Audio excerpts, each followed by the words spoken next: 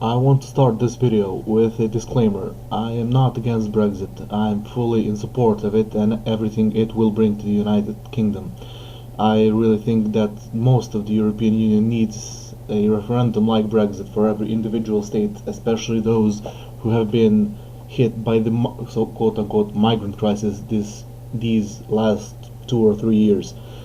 But that being said, I really am pissed off with some of the things that the people in the Brexit camp have said, especially the fear mongering they accuse the Remain camp of doing. They do it also, In the last few days, there were some videos that surfaced saying that the UK needs to get out of the European Union because there are 5 countries: Serbia, Macedonia, Albania, Turkey and Kosovo that want to go to and Montenegro, sorry, not Kosovo, that want to enter the European Union, and they will magically somehow emigrate to the UK. Now, let's explore this a little bit. Okay, so I will talk about Serbia and Macedonia since I have lived in those two countries. I have not lived in Montenegro, Albania or Turkey. So, Serbia is a southeastern European country. It is a transit country between the west and the east. If you want to go to Turkey, to Istanbul, you have actually just two choices. You will either go through Serbia or you will go through Romania, but since Romania does not have any transportation system to come to Bulgaria and to continue to Constantinople, you most likely probably will go through Serbia. Now, Serbia has a surface of around 80,000 square kilometers, not including Kosovo, and on those 80,000 square kilometers, give or take, there are approximately 7.1 million people.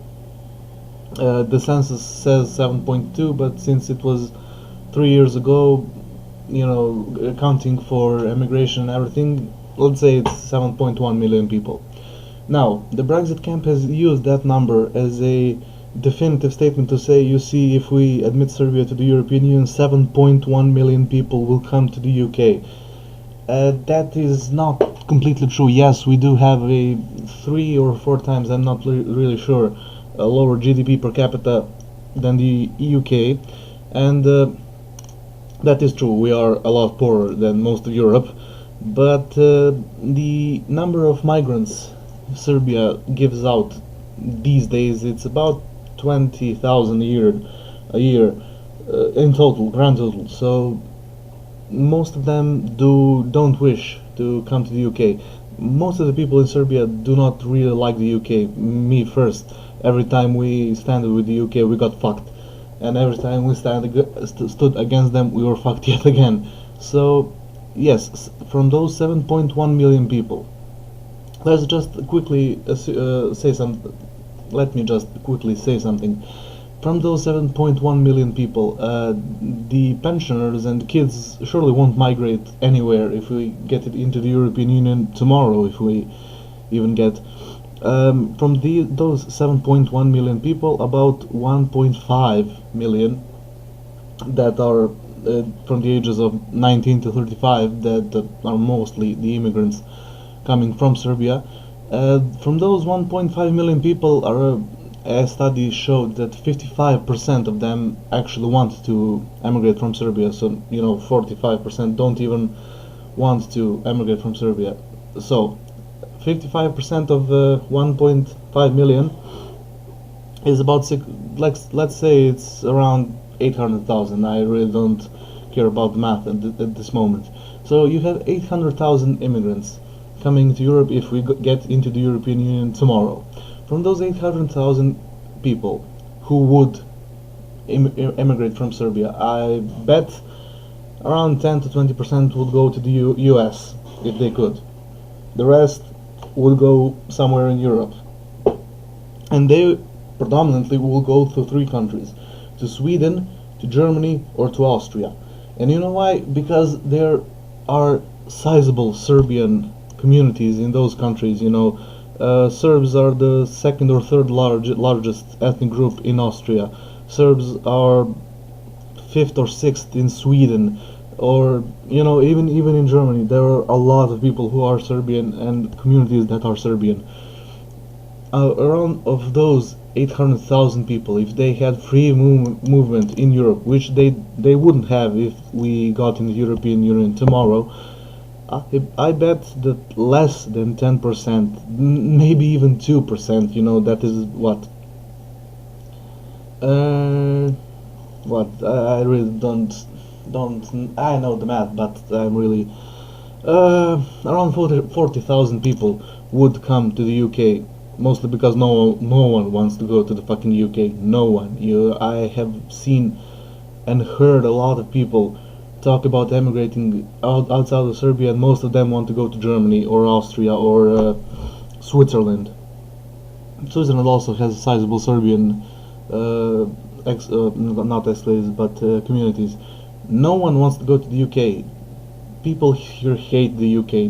It has crappy weather. It has crappy weather. Also, Sweden has crappy weather, but there are Serbs in Sweden, so you are not a complete foreigner there.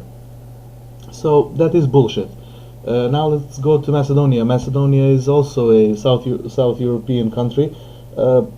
It may be even more critical for transportation than Serbia, because the only way you could come to Salonika in Greece is through Macedonia and Serbia.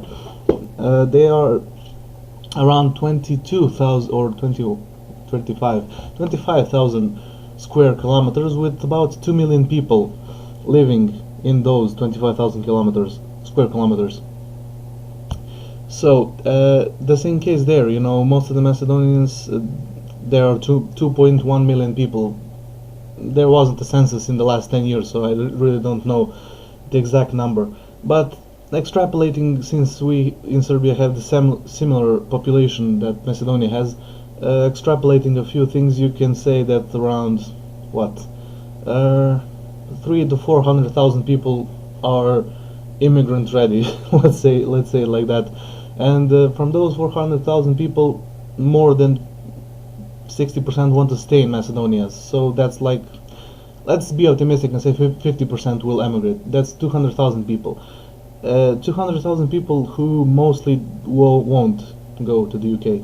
Also,